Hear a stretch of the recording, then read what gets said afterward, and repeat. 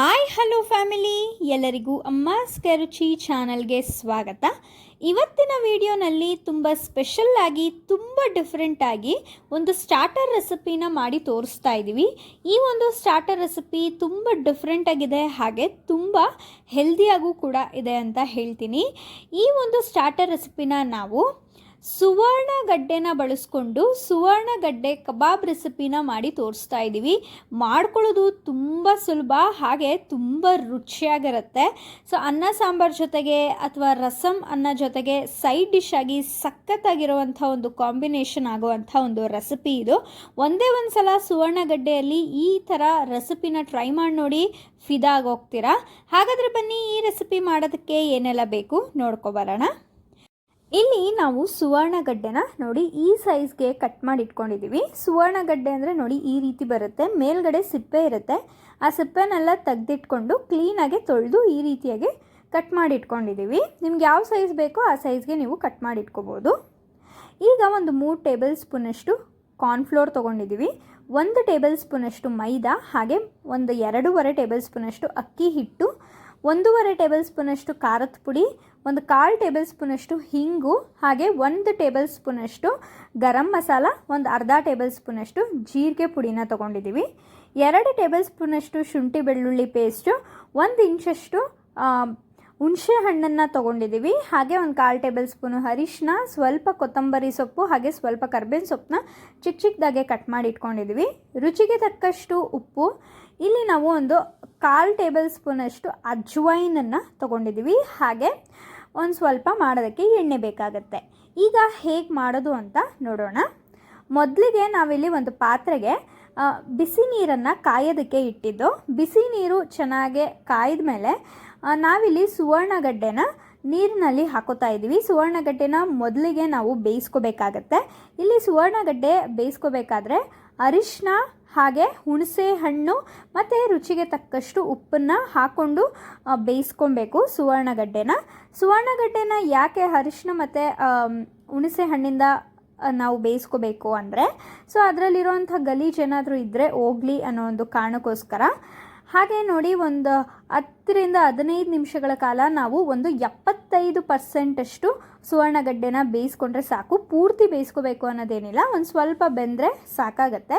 ಈಗ ಇದು ಬೆಂದಿದೆ. ಈಗ ಇದರಲ್ಲಿರೋ ಅಂಥ ನೀರನ್ನೆಲ್ಲ ತೆಗೆದಿಟ್ಕೊಂಡು ಒಂದು ಪ್ಲೇಟ್ಗೆ ಹಾಕ್ಕೊಂಡಿದ್ದೀವಿ. ಇದನ್ನು ನೀವು ನೀರಿಂದ ಕ್ಲೀನಾಗಿ ಸೋಸ್ಬಿಟ್ಟು ಒಂದು ಬಟ್ಟೆಯಲ್ಲಿ ಕ್ಲೀನಾಗಿ ಒರೆಸಿ ಅದಾದಮೇಲೆ ಒಂದು ಪ್ಲೇಟ್ನಲ್ಲಿ ಎತ್ತಿಟ್ಕೋಬೇಕು.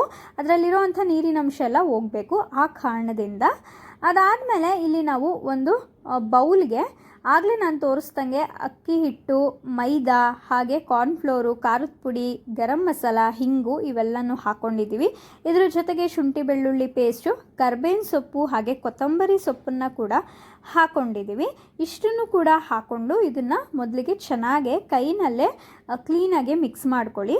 ಇದ್ರ ಜೊತೆಗೆ ಅಜ್ವೈನನ್ನು ಕೂಡ ಹಾಕೋತಾ ಇದ್ದೀವಿ. ಅಜ್ವೈನ್ನ ಕೈನಲ್ಲಿ ನೋಡಿ ಈ ರೀತಿಯಾಗಿ ಚೆನ್ನಾಗಿ ಸ್ಮ್ಯಾಶ್ ಮಾಡಿಕೊಂಡು ಹಾಕೋಬೇಕು. ಹಾಗೆ ಹಾಕ್ಕೊಂಡ್ರೆ ಬಾಯಿಗೆ ಹಾಗೆ ಸಿಗುತ್ತೆ. ಈ ಅಜ್ವೈನ್ ಹಾಕೋದ್ರಿಂದ ರುಚಿ ತುಂಬ ಚೆನ್ನಾಗಿರುತ್ತೆ, ಆ ಫ್ಲೇವರು ಸಖತ್ತಾಗಿರುತ್ತೆ. ಒಂದು ಸಲ ಹಾಕಿ ನೋಡಿ, ತುಂಬ ಚೆನ್ನಾಗಿರುತ್ತೆ. ನೋಡಿ ಈ ರೀತಿಯಾಗಿ ಹಾಕ್ಕೊಂಡು ಇದ್ರ ಜೊತೆಗೆ ರುಚಿಗೆ ತಕ್ಕಷ್ಟು ಉಪ್ಪನ್ನು ಕೂಡ ಹಾಕೋತಾ ಇದ್ದೀವಿ. ಇಲ್ಲಿ ಖಾರ ಮತ್ತು ಉಪ್ಪು ನಿಮ್ಮ ರುಚಿಗೆ ಅನುಸಾರವಾಗಿ ಹಾಕ್ಕೊಳ್ಳಿ. ಖಾರನ ನಾವಿಲ್ಲಿ 1.5 ಟೇಬಲ್ ಸ್ಪೂನಷ್ಟು ಹಾಕಿದ್ದೀವಿ.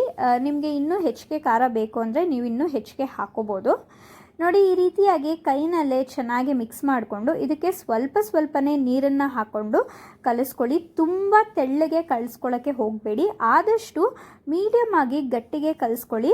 ಅದು ತುಂಬ ತೆಳ್ಳಗೆ ಕಲಿಸ್ಕೊಂಬಿಟ್ರೆ ನಾವು ಕಬಾಬ್ಗೆ ಒಂದು ಸುವರ್ಣಗಡ್ಡೆನ ಹಾಕಿ ಮಿಕ್ಸ್ ಮಾಡಬೇಕಾದ್ರೆ ಅದಕ್ಕೆ ಮಸಾಲೆ ಹಿಡಿಯೋದಿಲ್ಲ, ತುಂಬ ತೆಳ್ಳಗಾಗ್ಬಿಟ್ರೆ.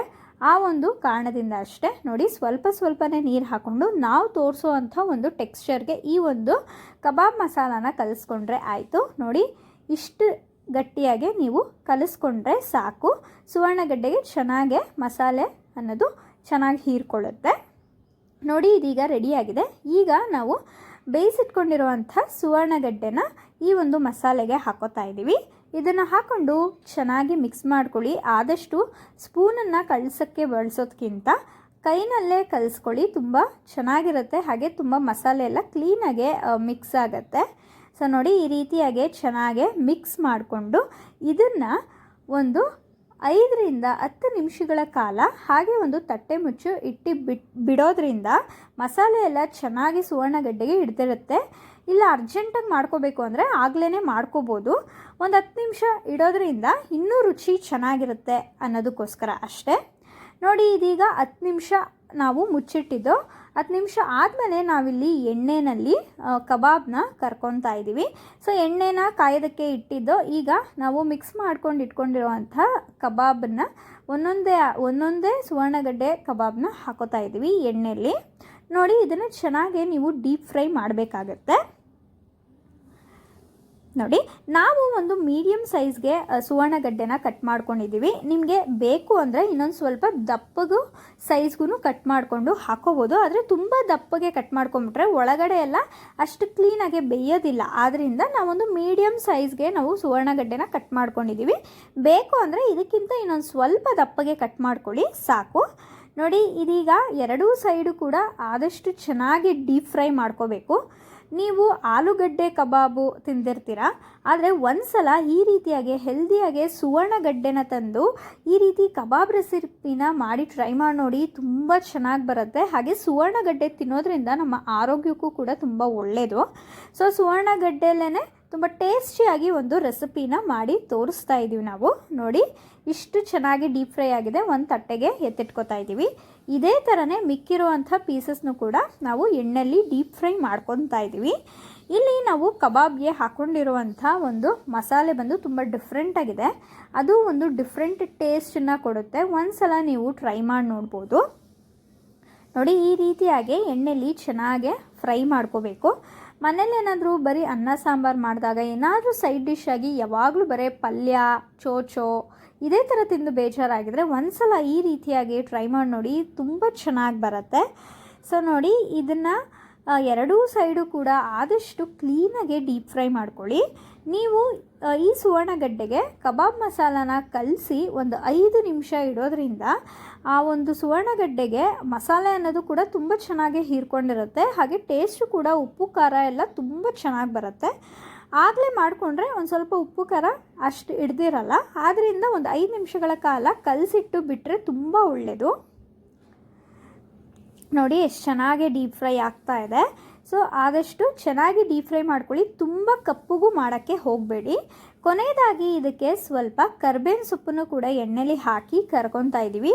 ಆ ಒಂದು ಕಬಾಬ್ ಜೊತೆಗೆ ಆ ಒಂದು ಕರ್ದಿರುವಂಥ ಕರ್ಬೇವಿನ ಸೊಪ್ಪು ಜೊತೆಗೆ ಸ್ವಲ್ಪ ಈರುಳ್ಳಿ ಹಾಕ್ಕೊಂಡು ತಿಂತಾಯಿದ್ರೆ ತುಂಬ ಚೆನ್ನಾಗಿರುತ್ತೆ. ಹಾಗೆ ಇದನ್ನು ನೀವು ಸಾಸಲ್ಲೂ ಕೂಡ ತಿನ್ಬೋದು. ಅದು ಕೂಡ ತುಂಬ ಒಳ್ಳೆ ಟೇಸ್ಟನ್ನು ಕೊಡುತ್ತೆ. ನೋಡಿ ಇದು ಆಗಿದೆ, ನೋಡ್ತಾ ಇರ್ಬೋದು.